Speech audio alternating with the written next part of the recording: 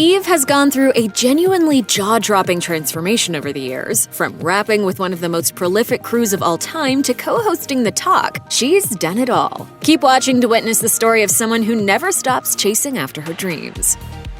Eve Jeffers was born on November 10, 1978, in Philadelphia to 17-year-old high school senior Julie Wilch. The new mom thought that her daughter had such a strong presence, even as a baby, which is why she thought the name of Eve matched her perfectly. Eve grew up in public housing, which she hated. She knew from an early age that she wanted more for herself. With her father not really in the picture, life was hard. But her mom carried the weight of being a single parent with strength and pride. Childhood friends described Eve as wanting to be just like her mother. In an interview with Financial Times, she described her mother as her mentor, noting, "She was adamant about me being independent. She was the woman I wanted to grow up to be." So Eve imitated her mother's strength until it became real. As a youngster, Eve encapsulated not just her mother's strength, but also her fearlessness. She had a booming personality that would sometimes get her in trouble. On the VH1 docuseries Driven, Janice Cash, one of Eve's middle school teachers, recalled a time when Eve's mom was called in because 12-year-old Eve just would not stop talking. So 20 minutes later, mom was at the school with masking tape to put on her daughter's mouth. Eve might have been a bit too high energy during school, but she also found less disruptive outlets outside the classroom, as she let her imagination loose on paper by writing songs and raps. She eventually joined her first rap group called Dope Girl Posse. They performed everywhere, on the streets, in class, at house parties, and even on the radio. But to their dismay, Eve eventually moved to the Germantown neighborhood area of Philly, which forced the crew to break up. When she was in 10th grade at Martin Luther King High School, she formed a new female rap group. This time it was a duo called Egypt. That group also eventually disbanded, but Eve continued to sharpen her skills by battle rapping anyone willing to step into the ring. It didn't matter if the battles were in school hallways or on a crowded street corner.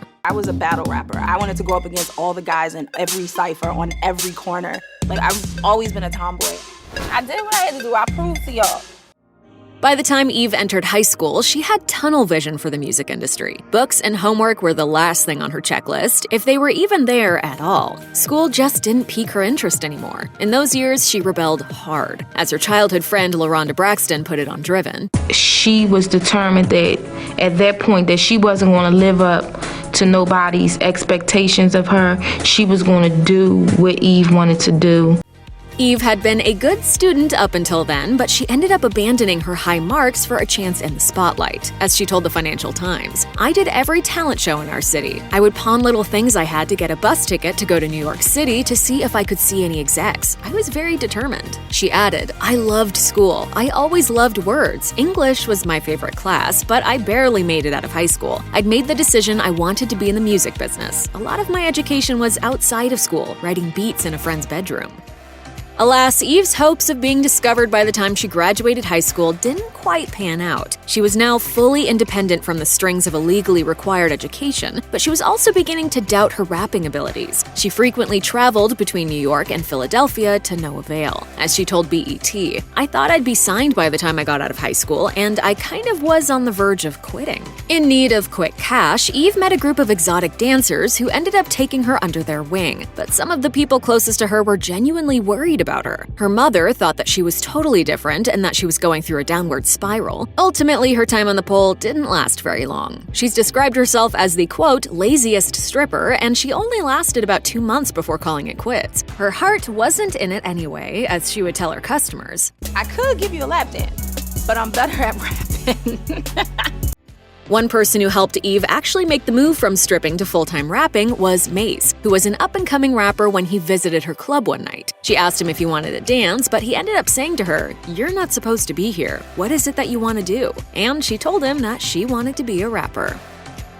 Fortune was ultimately smiling at Eve. She was about to turn 18 when she got a call from her manager, who told her to drop everything and meet up with Mike Lynn, who was Dr. Dre's right-hand man at Aftermath Entertainment. She came up with a plan to be disguised as a delivery girl and spring her skills on the unsuspecting guest. Lynn was both surprised and impressed by the impromptu performance. According to music producer Melman, Lynn recalled thinking that Eve was, quote, the future of female rap. 2 weeks later, she was on a plane headed to Los Angeles, where she would go on to impress Dr. Dre and immediately sign a record deal with Aftermath. She began to settle in, but alas, there was trouble brewing. She had to fight for Dre's attention to record a full demo, which was the entire reason she was in LA. 7 months after she arrived, Aftermath dropped Eve from the label.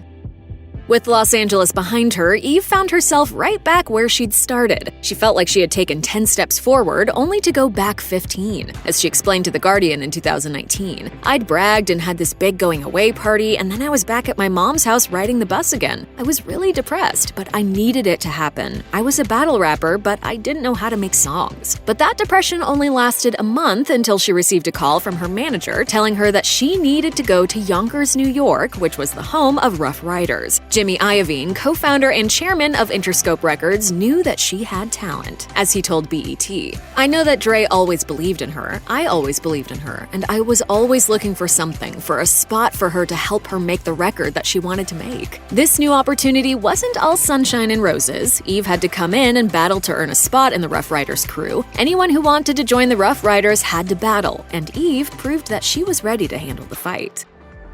In 1998, Eve became the first lady of Rough Riders, and then her skills were really put to the test. The Rough Riders didn't treat her differently than anyone else because she was a girl. As she explained to BET, "It was important for me that they saw I'm going to hustle the way you guys hustle, period. Do not separate me," and they didn't. As a new member of the Rough Riders, boot camp was required, which meant long days in the studio writing and rapping for months. In 1999, she recorded her first album, Let There Be Eve, Rough Riders' First Lady, in its entirety in less than 2 months. It would become the first female rap album to debut at #1 on the Billboard charts. Every song on the record was about Eve's life up to that point. There was even a track dedicated to her stripping days called Heaven Only Knows.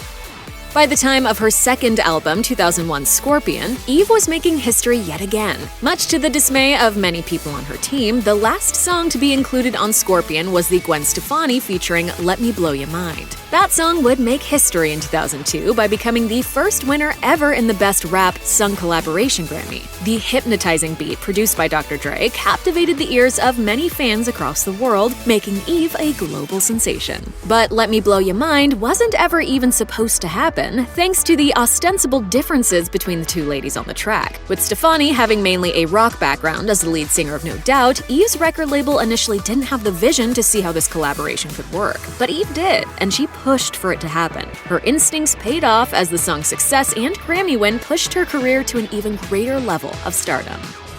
With a Grammy secured on her mantle, Eve now found herself looking at a new world of possibilities as screens big and small beckoned her name. If you take a look at her IMDb page, it's clear that 2002 was a great time to be Eve, as she starred in 2 major big screen releases that year. The first was the action film XXX, in which she starred alongside major movie stars like Vin Diesel and Samuel L. Jackson. 1 month later, she showed up in the hit comedy Barbershop alongside a stacked cast that included the likes of Ice Cube and Cedric the Entertainer. With a couple of hit movies under her belt, Eve was now ready for TV as well. Starting in 2003, she starred in a UPN sitcom that was called, appropriately enough, Eve. She played Shelley Williams, a woman attempting to balance her fashion career and love life. The show ran for 3 seasons, with its cancellation coming in 2006 when UPN merged with the WB to form the CW.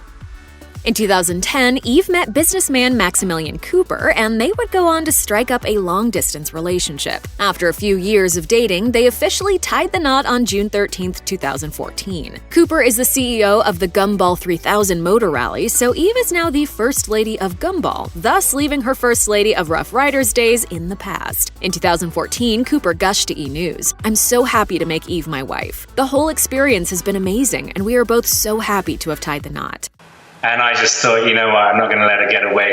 Eve and Cooper met at a Gumball car rally, which features ultra-rich competitors driving their cars 3,000 miles across different countries. Eve had some reservations about dating someone who hangs in ultra-rich circles, but Cooper turned out to be different than she expected. As she told The Guardian in 2019, "I remember thinking, he must be a player, because you can't throw something like that and not be a player, right?" Nowadays, Eve splits her time between Los Angeles and London. After marrying Cooper, she moved to London, where he resides with his 4 children. Her new role as a wife and mom keeps her on her toes. As she told The Guardian, "We definitely went through some growing pains. I moved countries, got married, and became a stepmom all at the same time. That took a lot of figuring out my identity." Cooper had never dated a black woman before, and he hasn't always understood certain aspects of Eve's life, so the couple have had to develop patience and understanding for each other. While certain situations have been a challenge, Eve is not one to easily accept defeat. Looking back throughout her life, giving up has never been an option. One big reason she's maintained success is by living according to her personal mantra of, "Have a glass of wine, laugh it off." Check out one of our newest videos right here. Plus, even more list videos about your favorite stars are coming soon. Subscribe to our YouTube channel and hit the bell so you don't miss a single one.